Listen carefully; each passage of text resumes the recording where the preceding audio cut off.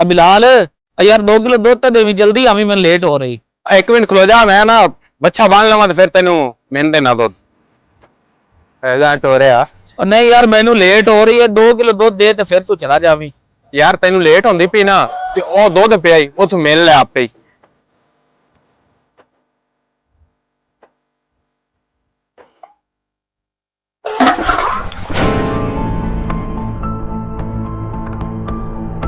मजाक करता ही 10 किलो दूध डोलता ही तेरे हथा जान कोई नहीं बेहोश जाया 10 किलो दूध डोलता ही।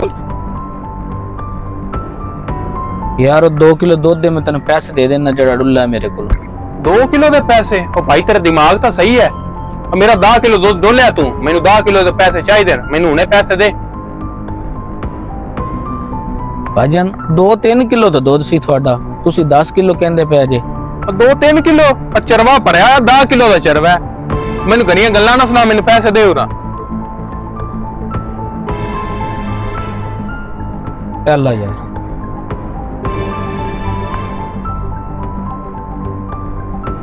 ले अज इनू सबक मिल गया, अगा तो बात नहीं करता किसी का नुकसान।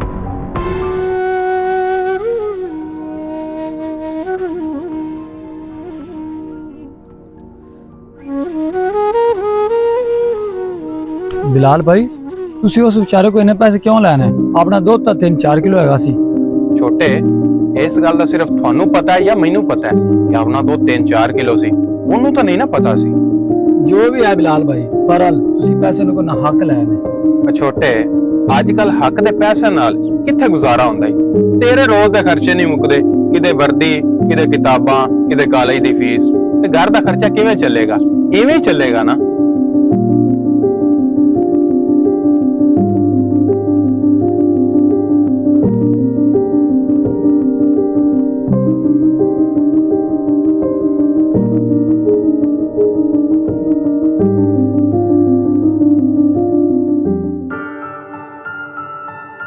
यार मैं तेन कल भी आख्या 2 बोरियां खल दियां नहीं लिया के दिंदा पिया, मझां दुध थोड़ा कीती जांदियां, अज खल तू ना लियांदी मैं तेन दुध नहीं देना ही।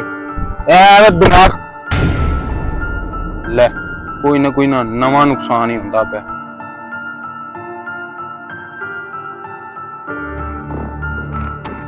भाई की हो गया? होना की है, एक तू काम नहीं करना है, तू कॉलेज जाने दे बहाने लाई रखना है, तेरे चक्कर दे मेरा फोन टूट गया। भाई मैं कॉलेज भी जाना, सारे काम नहीं करना, फिर भी तुसी मेरे नाल लड़ी जा रहे हो। मोबाइल तो टूटने वाला टूट गया, ये सही हो जाएगा, कोई मसला नहीं हैगा। और सही तो हो जासी, लेकिन इहदे ते 5000 रुपया लगना है, वो किदू लेना है? भाई अगर तुसी गुस्सा ना करो तो तुहानू एक गल कहां, कल जो तुसी उस बंदे को नजायज 1000 रुपया लिया सी तो तुसी कह रहे सी कि अपन कोई भी नहीं वेख रहा, लेकिन एक जात ऐसी है जिहड़ी अपन वेख रहे सी ते ओ जात अल्लाह दी है। भाई जिहड़ा तुहाडा मोबाइल टुटिया ना, ये उस नजायज 1000 रुपए का हिसाब है, ते वाकई जो इंसान करता है उन्हें भुगतना पैंदा है। छोटे तू बिल्कुल सही कह रहे हैं, आप दूसरे ਨੂੰ धोखा दे के ये समझना है कि किसी ने कुछ नहीं पता, लेकिन अल्लाह सब वेख रहा हुंदा है। हराम दा माल जड़ा ना वो कोई फायदा नहीं देंदा, जेड़ा पहले इंसान को माल हुंदा ना उन्हें भी जाया कर देंदा है। ते मैं वादा करना मैं आज तो बाद इहो जिहा कोई काम नहीं करांगा, ते मैं उनदे जाके ना वो 1000 रुपया ही वापस करना। हाँ बिलाल भाई आप थोड़ा खा लवांगे लेकिन हक हलाल दा खावांगे।